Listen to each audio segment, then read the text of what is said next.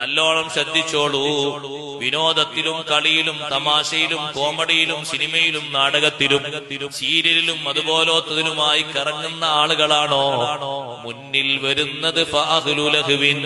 അതുപോലോത്ത വിനോദികളാണ്, അതുപോലോത്ത ആളുകളാണ് നിന്റെ മുന്നിൽ വരുന്നത്. ഏതിലാ നീ പെട്ടിരിക്കുന്നത് എന്ന് നല്ലോണം ഒന്ന് ചിന്തിക്കണം.